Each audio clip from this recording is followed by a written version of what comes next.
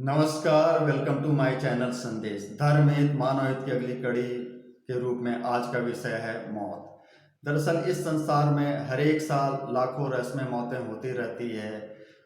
लोगों की जिंदगियां उजड़ती रहती है और लोग समझ नहीं पाते कि ऐसा कैसे हो रहा है।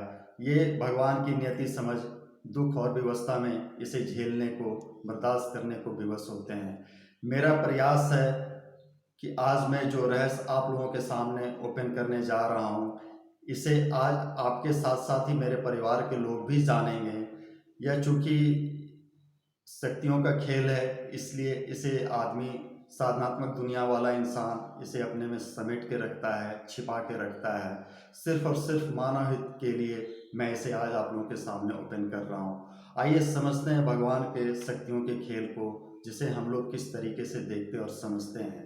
भगवान की दो विपरीत और पूरक शक्तियाँ एक दूसरे के साथ कार्यरत होती है, संयोजित होती है, जिसे हम लोग देवता, दानव, दिन या रात के रूप में जानते हैं। एक निर्माण करने वाला तो दूसरा नाश करने वाला माना जाता है, होता है। अगर हम अपने आप को देवताओं का वंशज समझें तो ये दानवों के वंशज कहाँ गए।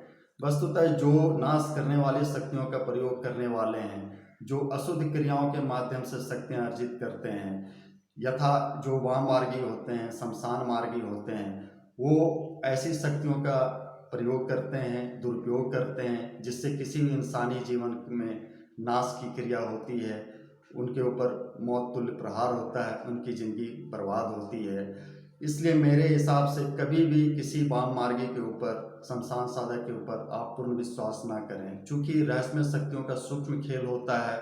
ऐसी शक्तियाँ वो प्रभावी प्रयोग करते हैं जो आपके पेट में सटकर, आपके नज़दीक रहकर, आपके मित्र बनकर आपके साथ खेल खेल लेते हैं और आप समझ नहीं पाते कि ऐसा भी कोई खेल खेला जा रहा है, ऐसा भी कुछ हो रहा है क्या। आज मैं आपके सामने जिस घटना का जिक्र करने वाला हूँ, यह काफ़ी साल पहले मेरी ज़िंदगी में घटित हो रही थी, जिसका जिक्र मैंने अपनी आत्मकथा एक जीवन यात्रा में भी एक प्रसंग के रूप में जस्ट दिया था। आज मैं उसे बिल्कुल विस्तृत रूप से आप लोगों के सामने बता रहा हूँ, जिससे कि आप लोग भी समझें कि शक्तियाँ किस तरीके से किसी इंसान के ऊपर प्रभावी होती है। बहुत साल पहले की बात है, जब मैं लगातार ऐसी शक्तियों के दुष्प्रभाव को झेल रहा था, लगातार मेरे ऊपर ऐसी शक्तियों का प्रहार हो रहा था और मौत बचाने के मैं अजीब अजीब प्रयोग का शिकार हो रहा था। बहुत तरह के लोगों के संपर्क में था, किसी तरीके से मेरे प्राण रक्षण हो जाए, प्राण रक्षण हो जाए। ऐसे ही समय की बात है, एक बार आधी रात के समय गहरी नींद में सोया हुआ था, तो अचानक महसूस हुआ कि जैसे मैं किसी गहरे पाइप में, गहरे कुएं में धकेला जा रहा हूँ। ये समझ नहीं पा रहा था चेतन, अर्धचेतन थी या बिल्कुल सोया हुआ था, समझ नहीं पा रहा था यह स्वप्न है या कोई और बात है। और मैं गहरी खाई में धकेला जा रहा था। धीरे धीरे थोड़ा बहुत चेतन हुआ तो समझ में आया कि कुछ मेरे साथ ऐसा हो रहा है, मेरे गले पर जो दबाव है वो बढ़ता जा रहा है, मेरी सांसें रुकती जा रही है। मैं अपने बगल में सोई हुई पत्नी जी को जगाने का प्रयास कर रहा था, लेकिन मेरी आवाज़ मेरे मुंह से नहीं निकल रही थी। मैं समझ नहीं पा रहा था कि क्या चल रहा है। किसी तरीके से जब मैं अपने होश में आया, अर्धचेतन से चेतनता आई, तो अचानक आँख खुला और मैंने देखा कि मेरे ऊपर से एक काला धब्बा, करीब 1 फीट का गोल काला धब्बा उठकर भागा। उसकी गति बिल्कुल उस रॉकेट के जैसी थी जो दीपावली में पटाखे के रूप में हम लोग रॉकेट वगैरह छोड़ते हैं। उस गति से वो मेरे शरीर के ऊपर से भागा और करीब मुझसे 8-10 फीट की दूरी पर जाकर ज़मीन से 5 फीट ऊपर बिल्कुल स्थिर हो गया। अब उस अंधेरे रात में उस अंधेरे काले धब्बे को देखकर मैं डर भी गया, लेकिन गुस्सा भी था कि कोई मुझे मारने के लिए शक्ति आई हुई थी। इसलिए मैं उसकी तरफ लपका। जैसे ही मैं उसकी तरफ लपका, उस वो मुझे देखकर भागा और बिल्कुल विपरीत दिशा में भाग गया।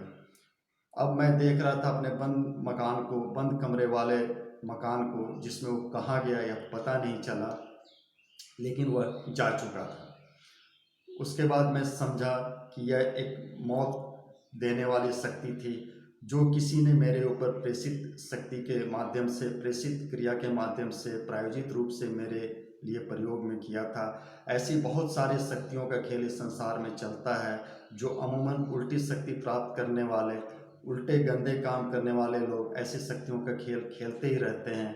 आज की इस एपिसोड का मेरा मतलब यही था, मेरा मकसद यही था कि आप लोग भी जानें और प्रयास करें ऐसे लोगों से दूर रहने का जो ऐसी शक्तियों को अर्जित करते हैं और ऐसी गलत शक्तियों का प्रयोग करते हैं, जिससे किसी भी इंसानी जीवन का नाश होता है, उनकी ज़िंदगी बर्बाद होती है। आइए प्रयास करें, फिर से कुछ और ऐसा जानें जिससे कि धर्म हित मानव हित में उसका लाभ मिलता रहे।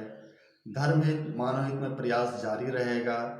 लाइक शेयर सब्सक्राइब के द्वारा वर्क अप्रिशिएट करें और प्रयास करें मेरे पिछले एपिसोड्स को भी देखते रहें, जिससे आप समझ पाएँ कि मैं ऐसा ही क्यों कह रहा हूँ, और आगे भी मेरे एपिसोड्स को देखने का प्रयास जरूर करें। धर्म हित मानव हित में प्रयास जारी। जय महाकाली, जय माता रामा।